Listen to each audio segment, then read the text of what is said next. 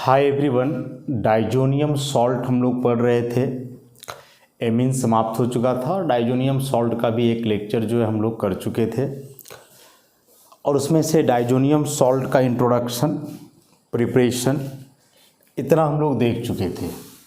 Amines नहीं बल्कि diazonium salt. आज डाइजोनियम सॉल्ट के प्रॉपर्टीज को समझेंगे हम लोग। डाइजोनियम सॉल्ट्स, तो प्रॉपर्टीज में सबसे पहले फिजिकल प्रॉपर्टीज की बात करें तो बोल रहा है कि जितने भी एरीन डाइजोनियम सॉल्ट हैं वे सभी कलरलेस क्रिस्टलाइन लिक्विड्स होते हैं, या लिक्विड बोल रहे सॉलिड्स होते हैं। जो arene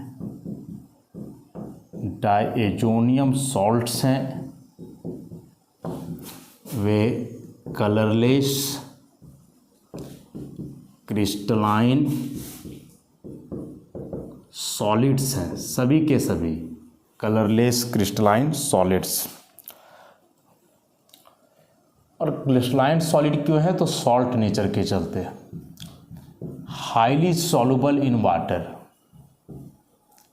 highly soluble in water. क्यों?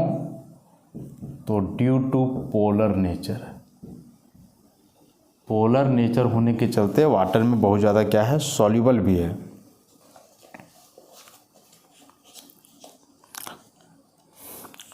अब बोल रहा है कि यदि यह डाइजोनियम सॉल्ट का नाइट्राइट हो, नाइट्राइट हो मतलब ऐसा एरीन डाइजोनियम और यहाँ NO2 है, तो यह सॉलिड स्टेट में जो है काफ़ी वायलेंटली एक्सप्लोड करता है, विस्फोट। लेकिन यही यदि एक्वस सॉल्यूशन के रूप में है तो उस केस में बोल रहा है कि हार्मलेस होता है, यहाँ कोई हानि नहीं पहुँचाता है। उसके बाद जो फ्लोरोबोरेट्स हैं जैसे ArN2+ BF4- एरीन डाइजोनियम टेट्राफ्लोरोबोरेट, ये वाटर में इनसॉल्युबल होते हैं, इनसॉल्युबल इन वाटर, लेकिन इतने स्टेबल हैं कि इनको ड्राई स्टेट में रखा जा सकता है, जल्दी डिकम्पोज नहीं करते हैं। उसके बाद जो बेंजीन डाइजोनियम क्लोराइड है, ऐसा बेंजीन डाइजोनियम क्लोराइड, यह ब्राउन हो जाता है on exposure to air. Air के साथ ले जाने पर जो है कैसा टर्न हो जाता है, ब्राउन। तो बेंजीन डाइजोनियम सॉल्ट कॉमन है। एरीन डाइजोनियम सॉल्ट में बेसिकली हम लोग बेंजीन डाइजोनियम सॉल्ट से फैमिलियर हैं। जनरली कलरलेस क्रिस्टलाइन सॉलिड है। क्रिस्टलाइन सॉलिड क्यों है हम बता दिए, आयनिक नेचर के चलते, सॉल्ट लाइक कैरेक्टर के चलते, कैटायन एनायन उसमें इन्वॉल्व है, तो उनका एक रेगुलर अरेंजमेंट होगा, कोई ना कोई लैटिस बनेगा, इसलिए क्रिस्टलाइन सॉलिड है। वाटर में सभी बहुत ज़्यादा सॉल्युबल हैं पोलर नेचर होने के चलते। नाइट्राइट्स बोल रहा है कि यदि डाइजोनियम सॉल्ट का नाइट्राइट है तो सॉलिड स्टेट में काफ़ी वायलेंटली एक्सप्लोड करता है, विस्फोट करता है, लेकिन एक्वस सॉल्यूशन में यह हार्मलेस है, हानि नहीं करता है, मतलब विस्फोट नहीं करता है। टेट्राफ्लोरोबोरेट्स वाटर में इनसॉल्युबल हैं, लेकिन इतने स्टेबल होते हैं कि इनको ड्राई स्टेट में भी स्टोर करके रखा जा सकता है। और लास्ट में कि जो बेंजीन डाइजोनियम क्लोराइड है यदि एयर के संपर्क में आए तो हल्का ब्राउन कलर का हो जाता है। शुरू में तो कलरलेस है हम लोग लिखे हैं, लेकिन ज़्यादा समय तक एयर के संपर्क में रहा तो ब्राउन हो जाएगा। अब सबसे इम्पॉर्टेंट कि यह डायजोटाइजेशन रिएक्शन होता कैसे है, इसके मैकेनिज्म की बात करेंगे हम लोग। डायजोटाइजेशन रिएक्शन का पीछे हम लोग तो पढ़ ही चुके हैं पूरा डायजोटाइजेशन कि उसमें क्या है, सोडियम नाइट्राइट और हाइड्रोक्लोरिक एसिड का मिक्सचर जो एनिलीन से ट्रीट करता है और वहाँ से बेंजीन डाइजोनियम सॉल्ट का जो है फॉर्मेशन होता है। पूरा मैकेनिज्म जाने हम लोग काफ़ी डिटेल। तो क्या है, तो सबसे पहला मैकेनिज्म ऑफ डायजोटाइजेशन,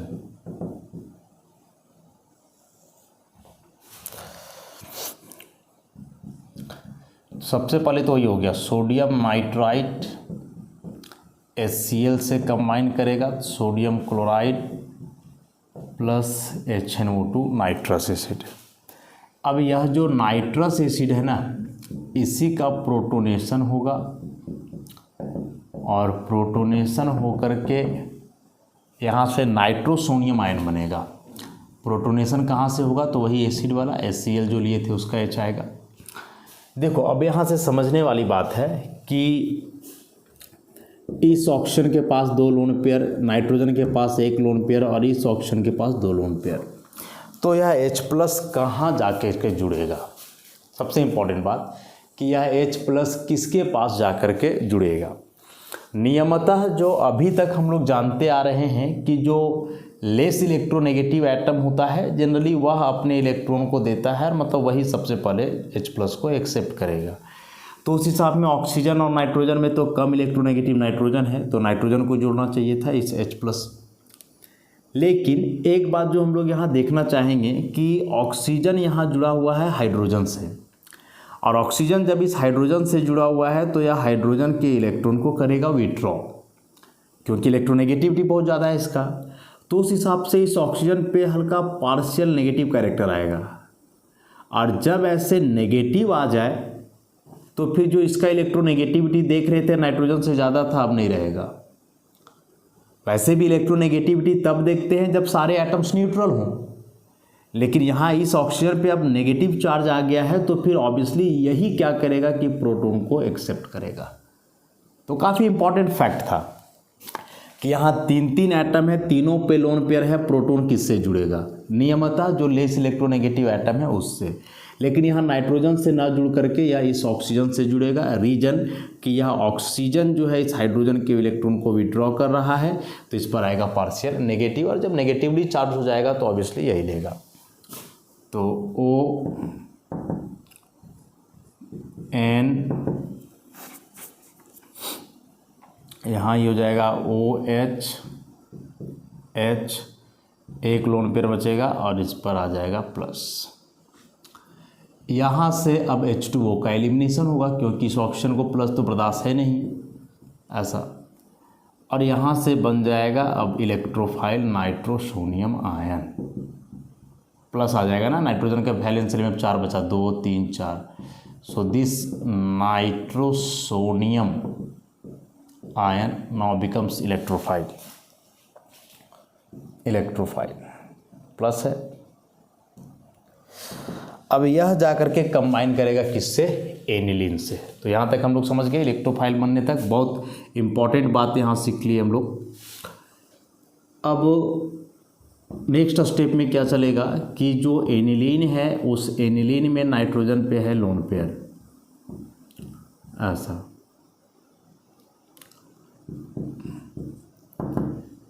लोन पेयर। तो इस लोन पेयर के नाते समवॉट न्यूक्लियोफिलिक कैरेक्टर का होगा, और अभी क्या करेगा कि इस नाइट्रोसोनियम आयन को अपना इलेक्ट्रॉन देगा, ऐसा। तो ये कुछ इस तरह से बन जाना है, NHN डबल बॉन्ड O। अब इस नाइट्रोजन पे आ जाएगा प्लस, इसका वैसे ही रह जाएगा। अभी धीरे धीरे एक एक करके अपने हाइड्रोजन को हटाते जाएगा। H+ बाहर, एसिड था तो बाहर हो जाएगा, तो ऐसा बनेगा। N, एक H बचा हुआ रह गया, NO लोन पेयर, ऐसा। अब होना क्या है कि यहाँ से यह जो H+ बाहर हुआ ना, एक्चुअली ट्रांसफर हो जाएगा इसी में, मतलब ऑक्सीजन के पास लोन पेयर है तो अब यह ऑक्सीजन अपने लोन पेयर से जो है इसको लेगा। फिर से बात कि नाइट्रोजन क्यों नहीं लेगा, ऑक्सीजन क्यों लेगा, तो वही बात हम लोग यहाँ भी बोलेंगे कि चूँकि यहाँ जो बॉन्ड है ऑक्सीजन नाइट्रोजन के बीच है, तो ऑक्सीजन समवॉट इलेक्ट्रॉन विड्रॉ करेगा, तो पार्शियल नेगेटिव कैरेक्टर रहेगा। तो उस हिसाब से जो है यह क्या कर सकता है कि इसके H+ को जो है एक्सेप्ट कर सकता है, और यदि H+ को एक्सेप्ट करेगा तो अभी हो जाएगा ऐसा, और इस पर आ जाएगा प्लस, ऐसा। अब यहाँ से इस ऑक्सीजन के प्लस को स्टेबलाइज करने के लिए इस पाई को लेगा, क्योंकि ज़्यादा इलेक्ट्रोनेगेटिव है तो नाइट्रोजन को दिक्कत होगा, तो ये क्या करेगा कि अपना लोन पेयर बगल वाला उसको देगा। तो अब ऐसा हो जाएगा, benzene nitrogen double bond nitrogen H आ गया plus,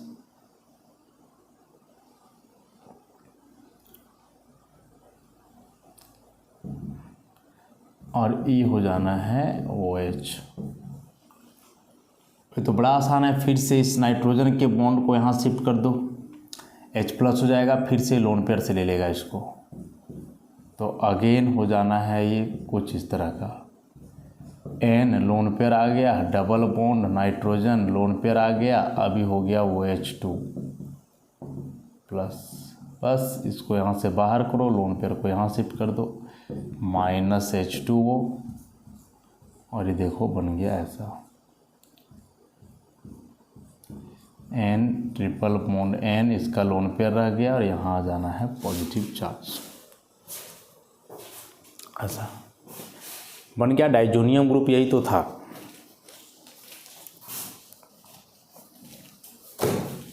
this is benzene diazonium. अब यहीं से इसका नेगेटिव काउंटर आयन एसिड वाला Cl माइनस चला जाएगा तो हो जाएगा बेंजीन डाइजोनियम क्लोराइड। तो एक बार मैकेनिज्म को हम लोग रिवाइज करें, कोई अलग सा मैकेनिज्म नहीं है इसमें। फर्स्ट ऑफ ऑल जो हम लोग सोडियम नाइट्राइट और हाइड्रोक्लोरिक एसिड का मिक्सचर करते हैं इस्तेमाल, उसमें सिंपल सा एक डिस्प्लेसमेंट रिएक्शन टाइप का है, जिसमें से बोल सकते हैं कि इस Na को डिस्प्लेस कर रहा है हाइड्रोजन, ये HNO2 बन जा रहा है, नाइट्रस एसिड और NaCl बाहर। इस नाइट्रस एसिड में अब प्रोटोनेशन होगा, या प्रोटोन कहाँ से आया तो एसिड का ही रहा H+, और यहाँ से प्रोटोनेशन होकर के H2O का एलिमिनेशन होगा, नाइट्रोसोनियम आयन बनेगा जो कि काम करेगा एक इलेक्ट्रोफाइल का। अब रिएक्शन हम लोग एनिलीन के साथ करवा रहे हैं, तो एनिलीन में नाइट्रोजन पर लोन पेयर है, इस वजह से यह थोड़ा बहुत न्यूक्लियोफिलिक नेचर का है। और अब यह क्या करेगा कि अपना लोन पेयर देगा नाइट्रोसोनियम आयन में जो पॉजिटिवली चार्ज नाइट्रोजन है उससे। ऐसा करने के बाद इस नाइट्रोजन पे आ जा रहा है प्लस, तो इसको अपने प्लस को हटाने का उपाय है कि यह हाइड्रोजन के इलेक्ट्रॉन को ले ले, और जब यह हाइड्रोजन के इलेक्ट्रॉन को ले लेगा तो H पे आ जाएगा प्लस, और उसी H प्लस को ऑक्सीजन ले लेगा लोन पेयर से। तो अब ऑक्सीजन पे प्लस, ये अपने प्लस को स्टेबलाइज करने के लिए इसका पाई इलेक्ट्रॉन को विड्रॉ करेगा, तब तक इस नाइट्रोजन का वैलेंसी गड़बड़ होगा, तो बगल में अपना ये लोन पेयर दे देगा इसको स्टेबलाइज करने के लिए। तो फाइनली फिर इस नाइट्रोजन पे आना है प्लस, बगल वाला ये ऑक्सीजन का प्लस हट जाएगा, फिर से नाइट्रोजन अपना प्लस हटाने के लिए क्या करेगा, इस बॉन्ड के इलेक्ट्रॉन को लेगा, तो यहाँ जब आ जाएगा इस हाइड्रोजन पे प्लस, तो फिर ये अपने लोन पेयर से इसको अपने लेगा, तो ये भी OH2 प्लस हो गया जो H2O के रूप में बाहर हो जाएगा। अगेन यह लोन पेयर यहाँ जा करके इसको स्टेबलाइज करेगा। दोनों नाइट्रोजन का यहाँ देखोगे तो ऑक्टेट पूरा है, भले ही इस पर प्लस है, उसके प्लस को वहाँ स्टेबलाइज करने के लिए बगल में कोई नेगेटिव काउंटर आयन आया, और इस तरह से बन गया बेंजीन डाइजोनियम क्लोराइड। तो इससे बहुत भी क्वेश्चन आ सकता है एग्जाम में, मैकेनिज्म तो बनाने नहीं आएगा, लेकिन यही कि डाइजोनियम सॉल्ट में इलेक्ट्रोफाइल क्या है, या फिर डाइजोनियम सॉल्ट जब बनता है तो एनिलीन वहाँ किस तरह के केमिकल स्पीशीज के जैसा बिहेव करता है, मतलब कि वही बेस, एसिड, इलेक्ट्रोफाइल, न्यूक्लियोफाइल, किसके जैसा वह बिहेव करता है, तो न्यूक्लियोफिलिक कैरेक्टर के जैसा है, इसमें न्यूक्लियोफाइल के जैसा बिहेव कर रहा है। अब हम लोग कुछ इम्पॉर्टेंट रिएक्शंस देखें बेंजीन डाइजोनियम सॉल्ट का।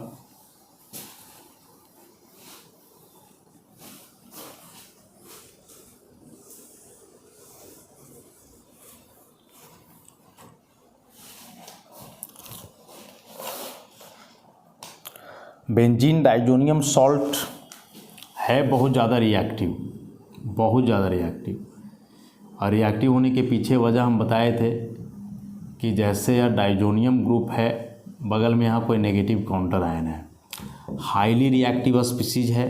पहला वजह तो हो गया इसका पोलर नेचर, और दूसरा वजह हुआ कि जब यहाँ से यह डाइजोनियम ग्रुप हटेगा तो हटने से एक stable, very stable N2 molecule का फॉर्मेशन होगा, N ट्रिपल बॉन्ड N।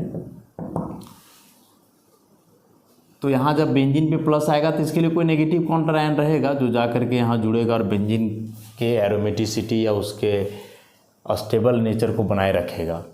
तो benzene diazonium salts are highly reactive species due to the liberation of a very very stable N2 molecule after the reaction. इसी में से एक सबसे important reaction है replacement of diazonium group, replacement of diazonium group by hydrogen, और इसे ही हम कहते हैं deamination. Deamination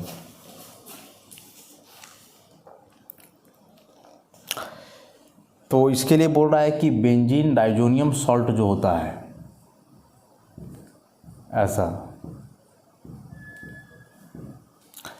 benzene diazonium chloride, यह रिएक्शन करता है H3PO2 hypo phosphorus acid, H2O भी रहेगा, मतलब इसका एक और सॉल्यूशन होता है, और कॉपर 1 यहाँ कैटलिस्ट है। तो यह पूरा ग्रुप यहाँ से हट जाता है और ये बन जाएगा बेंजीन, प्लस बाहर हो जाएगा N2, प्लस बाहर हो जाएगा H3PO3 along with HCl।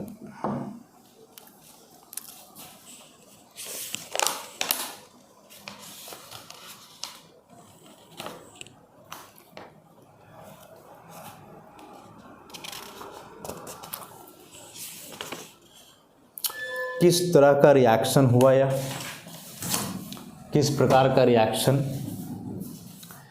तो देखो सिंपल सा है। यहाँ हाइपोफॉस्फोरस एसिड को लोगे और फास्फोरस का ऑक्सीडेशन स्टेट देखोगे तो +1 है, और यहाँ इसका ऑक्सीडेशन स्टेट आ गया +3। मतलब ओवरऑल हम लोग बोलें कि फास्फोरस का हुआ है ऑक्सीडेशन, और यदि इसका ऑक्सीडेशन हुआ है तो ऑब्वियसली यह रिड्यूसिंग एजेंट है, जो दूसरे को रिड्यूस करके खुद ऑक्सीडाइज हुआ। तो दूसरे को किसको रिड्यूस किया, तो जो बगल में बेंजीन डाइजोनियम क्लोराइड या बेंजीन डाइजोनियम सॉल्ट है इसको, क्योंकि इससे पूरा ही ग्रुप हट गया और हाइड्रोजन आकर के यहाँ जुड़ गया है, तो हाइड्रोजन इसमें जुड़ रहा है, इलेक्ट्रोनेगेटिव स्पीसीज हट रहा है, तो हम लोग बोलेंगे कि इसका हो गया है यहाँ से रिडक्शन। ऐसा,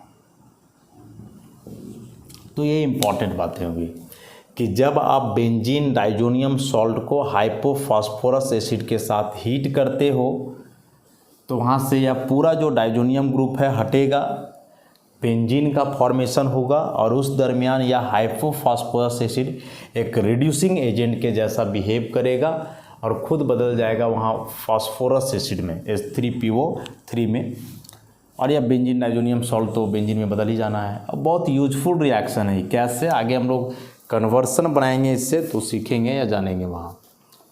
सेम रिएक्शन आप कर सकते हो हाइपोफॉस्फोरस एसिड की जगह यदि इथेनॉल का इस्तेमाल कर पाओ, हाइपोफॉस्फोरस एसिड की जगह यदि आप इथेनॉल का इस्तेमाल कर पाओ तो सेम रिएक्शन होगा।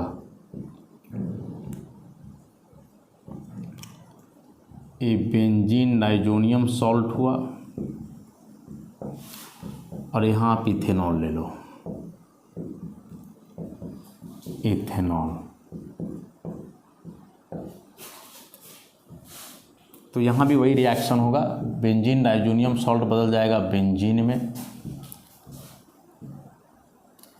प्लस इथेनॉल बदल जाएगा इथेनल में, प्लस N2 प्लस HCl। मतलब कि हुआ क्या है ना, देखो ध्यान से समझोगे तो इस CH3 तो CH3 ही रह गया, CH2 बदल गया CH में, मतलब एक हाइड्रोजन यहाँ से निकला, OH में O मतलब एक हाइड्रोजन यहाँ से भी, तो ये जो 2 हाइड्रोजन निकला, एक हाइड्रोजन Cl के साथ मिलकर के HCl, और एक हाइड्रोजन चला गया यहाँ बेंजीन रिंग में। ऐसा यहाँ भी देखोगे तो इस इथेनॉल का हो रहा है ऑक्सीडेशन, क्योंकि हाइड्रोजन इससे हट रहा है 2, और रिमूवल ऑफ हाइड्रोजन कहलाता है ऑक्सीडेशन, तो फिर इसका क्या हो जाएगा रिडक्शन। क्योंकि इससे अब पूरा इलेक्ट्रोनेगेटिव ग्रुप हट करके हाइड्रोजन का एडिशन हो रहा है इसमें। तो ये दोनों वेरी वेरी इंपॉर्टेंट रिएक्शंस हुए कि यदि बेंजीन डाइजोनियम सॉल्ट से वह डाइजोनियम ग्रुप को हटाना है तो उस बेंजीन डाइजोनियम सॉल्ट को आप हीट करो, आइदर हाइपोफॉस्फोरस एसिड के साथ कॉपर कैटलिस्ट के प्रेजेंस में, या फिर इथेनॉल से डायरेक्ट उसको हीट करो, फिर भी बेंजीन का फॉर्मेशन होगा, वह डाइजोनियम ग्रुप वहाँ से हट जाएगा। तो बहुत इंपॉर्टेंट रिएक्शन है इस चैप्टर का यह एग्जामिनेशन पॉइंट ऑफ व्यू से, क्योंकि इस रिएक्शन के आधार पर जो है आप कई कन्वर्सन्स को कर सकते हो इसमें। अब यह जो पूरा प्रोसेस हुआ, पूरा प्रोसेस मतलब एमीन को डाइजोनियम सॉल्ट में बदलना, डाइजोनियम सॉल्ट को फिर वहाँ से हटाना, यही पूरा प्रोसेस कहलाता है डीएमिनेशन। जैसे डिहाइड्रेशन पढ़ते हैं वाटर का हटना, डिहाइड्रोजनेशन पढ़ते हैं हाइड्रोजन का हटना, वैसे डीएमिनेशन एमीन का हटना। तो एमीन का हटना मतलब कि हम लोग जानते हैं कि बेंजीन डाइजोनियम सॉल्ट तो ओरिजिनल कंपाउंड है नहीं, यह एनिलीन से बनता है, एमीन से बनता है, और उस बेंजीन में जो अमीन ग्रुप था पहले से उसको आप डाइजोनियम सॉल्ट में बदले, फिर वहाँ से हटा दिए, तो डीएमिनेशन। अब हो रहा है कि यदि इसी जगह पे आप इथेनॉल के जगह मिथेनॉल का इस्तेमाल कर पाओ ऐसा, तो प्रोडक्ट फिर यहाँ हो जाता है एनिसोल। हाँ, यहाँ बेंजीन नहीं बन करके क्या बनता है, एनिसोल बनता है। मतलब यह जो मिथेनॉल का इस्तेमाल हम लोग करेंगे ये फर्दर कंबाइन करेगा उस बेंजीन से और बना देगा एनिसोल, मतलब मिथॉक्सी बेंजीन। तो डीएमिनेशन के लिए आप इथेनॉल ही यूज करोगे और हाइपोफॉस्फोरस एसिड, इसके अलावा कुछ नहीं। ये नहीं कि इथेनॉल वैसा काम किया तो मिथेनॉल भी कर देगा, ऐसा नहीं है। मिथेनॉल के साथ यहाँ एक अलग ही प्रोडक्ट का फॉर्मेशन हो जाता है, तो इस बात का खास ख्याल रखेंगे हम लोग। अब वो बात यहाँ होता है कि इसका इम्पोर्टेंस क्या है, इस रिएक्शन का डीएमिनेशन का क्या इम्पोर्टेंस है, तो कन्वर्सन के माध्यम से समझते हैं क्या इम्पोर्टेंस है। जैसे मान लो कन्वर्सन बनाना है एनिलीन टू टॉल्विन,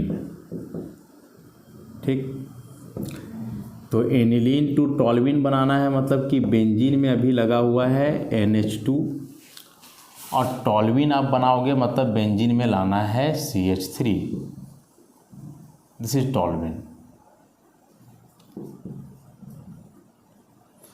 क्या परफॉर्म करोगे, तो सबसे पहले देख रहे हो कि NH2 हटा है तब CH3 आया है, मतलब इस NH2 का कोई भी पार्ट वहाँ हम लोग को नज़र नहीं आ रहा है। तो फर्स्ट ऑफ ऑल इस NH2 को हटाना होगा, और NH2 को डायरेक्ट हटाने का कोई रिएक्शन हम लोग नहीं पढ़े हैं, कोई रिएक्शन नहीं। तो क्या करेंगे, इसको डाइजोनियम सॉल्ट में बदलेंगे, sodium nitrite plus HCl, temperature less than 5 degree Celsius. तो पढ़े हम लोग कि यह बदल जाता है किसमें, डाइजोनियम सॉल्ट में, N2 प्लस Cl माइनस में बदल जाएगा। अब यह जो डाइजोनियम सॉल्ट है, बेंजीन डाइजोनियम सॉल्ट, इसका हम लोग करेंगे यहाँ से डीएमिनेशन, H3PO2 कॉपर कैटलिस्ट के प्रेजेंस में हीट करेंगे तो बनता है क्या, बेंजीन। और अब बेंजीन को मिथाइल बेंजीन में बदलना काफ़ी आसान है, फ्राइडल क्राफ्ट अल्काइलेशन लगा देंगे हम लोग, एनहाइड्रस AlCl3, तो बन जाएगा टॉल्विन। तो इस ग्रुप को हटाना हो, डायरेक्ट नहीं हटाओगे आप, एमीन को पहले डाइजोनियम सॉल्ट में बदलोगे, देन डाइजोनियम को हटाओगे, तो यहाँ से यहाँ तक पहुँचने का जो प्रोसेस है ना, वही कहलाता है डीएमिनेशन। क्योंकि डायरेक्ट अमीनो ग्रुप हटता नहीं है, डाइजोनियम सॉल्ट में बदलो फिर हटाना उसको आसान है। उसी प्रकार से एक और इम्पॉर्टेंट रिएक्शन या कन्वर्सन जिसमें इस डीएमिनेशन का इस्तेमाल होगा, वह क्या है कि यदि आपको बनाना है 1,3,5 ट्राइब्रोमो बेंजीन, तो आप कैसे बनाओगे।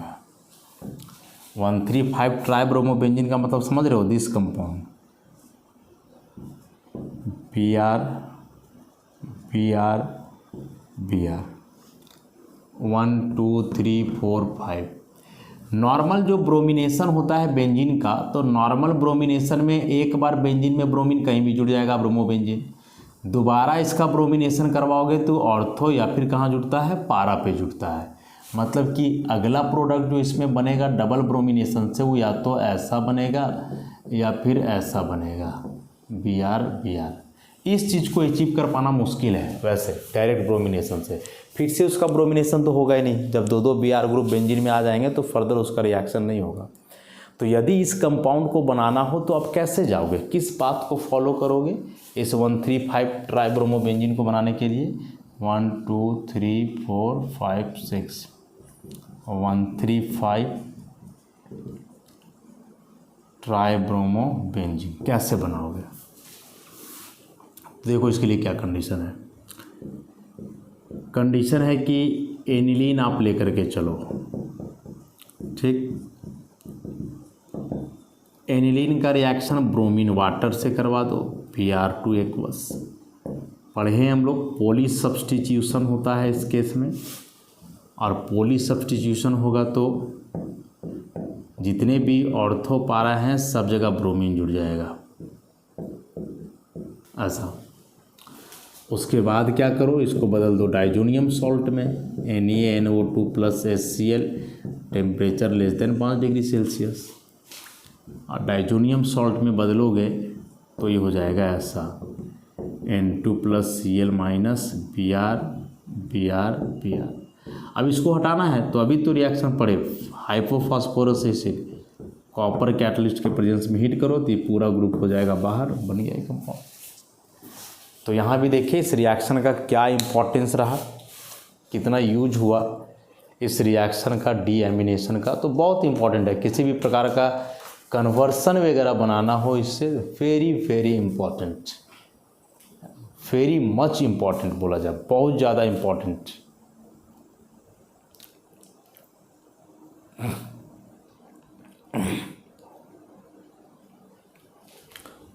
अब इसी में यदि बेंजीन डाइजोनियम सॉल्ट का आप हाइड्रोलाइसिस करते हो, वाटर के साथ उसको हीट करते हो, हाइड्रोलाइज होगा, और हाइड्रोलाइज होने के बाद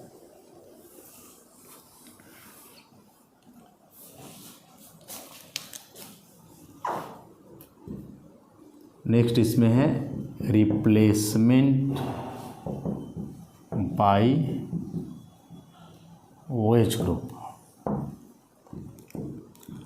तो उसके लिए बस वाटर को, मतलब बेंजीन डाइजोनियम सॉल्ट को वाटर से हीट करना है, वाटर के साथ बेंजीन डाइजोनियम क्लोराइड वाटर के साथ हीट करोगे। गर्म पानी में वैसे भी डाल दोगे इसको या खौला दो तो बन जाएगा phenol plus N2 plus HCl। बहुत तेज़ी से रिएक्शन होगा ना, N2 ग्रुप हट रहा है जो कि स्टेबल मॉलिक्यूल है। अब इस रिएक्शन का भी इस्तेमाल आप कर सकते हो, इस रिएक्शन का भी जो है आप इस्तेमाल कर सकते हो। कैसे? तो यदि आपको बनाना है क्या, बेंजीन टू मेटा नाइट्रोफिनॉल। देखो हम लोग जहाँ तक जान रहे हैं कि फिनॉल का यदि आप नाइट्रेशन करते हो, ठीक, चाहे जैसे भी डाइल्यूट HNO3 लोगे तो क्या बनता है, एक बार ऑर्थो पे NO2 जुड़ता है, एक बार पारा पे, ऑर्थो पे जुड़ेगा और एक बार NO2 कहाँ जुड़ेगा, पारा पे। यदि इसको आप कंसनट्रेटेड HNO3 के साथ लेते हो तो पिक्रिक एसिड बनता है, OH NO2 NO2, यहाँ भी NO2। लेकिन हम बनाना चाह रहे हैं भाई इस चीज़ को, OH, और यहाँ लाना चाह रहे हैं NO2। तो बेंजीन में OH मतलब फिनॉल है और उसके रिस्पेक्ट में आप NO2 को लाना चाह रहे हो मेटा पे, तो ये फिर रेयर है। आप डायरेक्ट फिनॉल से इसको नहीं कर सकते हो, नेवर, कभी नहीं, क्योंकि फिनॉल का नाइट्रेशन दो केस में होता है, डाइल्यूट और कंसनट्रेटेड। डाइल्यूट में ऑर्थोपारा, कंसनट्रेटेड में पिक्रिक एसिड। तो इसको इनडायरेक्टली आप ऐसे बना लो, बेंजीन है, बेंजीन का आप पहले नाइट्रेशन कर दो, HNO3H2SO4 के साथ नाइट्रोबेंजीन बनेगा। नाइट्रोबेंजीन का रिडक्शन कर दो SnHCl से, एनिलीन बनेगा। ऐसा अब हम लोग देख रहे थे कि एनिलीन का जब नाइट्रेशन कर रहे थे कंसनट्रेटेड HNO3 + HCl से, तो सबसे ज़्यादा बनता था पारा, फिर बनता था मेटा, 47% के आसपास था मेटा। तो कहने का मतलब कि उस मेटा को वहाँ से आप कर लो सेपरेट, तो मेटा नाइट्रोएनिलीन बनेगा। अब इसका कर लो डायजोटाइजेशन, NaNO2 + HCl, तो ये बन जाएगा यहाँ से N2 + Cl - NO2। अब इसको वाटर के साथ गर्म कर दो तो हाइड्रोलाइज कर जाएगा, इसकी जगह वो चला जाएगा, मेटा पे NO2 आ गया। तो जो कन्वर्सन डायरेक्टली नहीं बन सकता है उसको इनडायरेक्टली आप बना सकते हो। कैसे? तो इस डाइजोनियम सॉल्ट में कन्वर्ट करके और डीएमिनेशन का प्रोसेस इस्तेमाल करके। आगे इस चैप्टर में बहुत सारे कन्वर्सन्स है जो हम लोग करेंगे लास्ट में एक्सरसाइज को, तो समझ में आएगा कि यह कंसेप्ट कितना इम्पॉर्टेंट है या डीएमिनेशन का। चूँकि अमीनो ग्रुप है इलेक्ट्रॉन डोनेटिंग, लेकिन उसके बाद जो डाइजोनियम ग्रुप बनता है वह डाइजोनियम ग्रुप है इलेक्ट्रॉन विड्रॉइंग। तो इलेक्ट्रॉन विड्रॉइंग ग्रुप बाद में जुड़ रहा है, पहले से वह इलेक्ट्रॉन डोनेटिंग है। तो नेचर तो पूरा उलट जाएगा कि इलेक्ट्रॉन डोनेटिंग यदि ग्रुप को ऑर्थोपारा में जोड़ रहा है तो विड्रॉइंग वाला मेटा में जोड़ता है, और पूरा ग्रुप का ओरिएंटेशन ही बदल जाएगा। तो कन्वर्सन फिर जो डायरेक्टली नहीं बनना चाहिए वह इनडायरेक्टली बन जाएगा। खैर, तो ऐसे कन्वर्सन जो एक्सरसाइज में है उसको हम लोग लास्ट में करेंगे। फिलहाल इस डाइजोनियम सॉल्ट में 1-2 लेक्चर और बच गया है, कुछ इंपॉर्टेंट रिएक्शंस जो ऑलरेडी हम लोग हेलोइरिन्स में पढ़े हैं, याद करो। Sandmeyer reaction, Gattermann reaction, बाल्स-सीमेन reaction, तो वही सारे रिएक्शंस बचे हुए हैं। तो उसको हम लोग आगे के लेक्चर से कंटिन्यू करते हैं। आज के लिए इतना ही, धन्यवाद।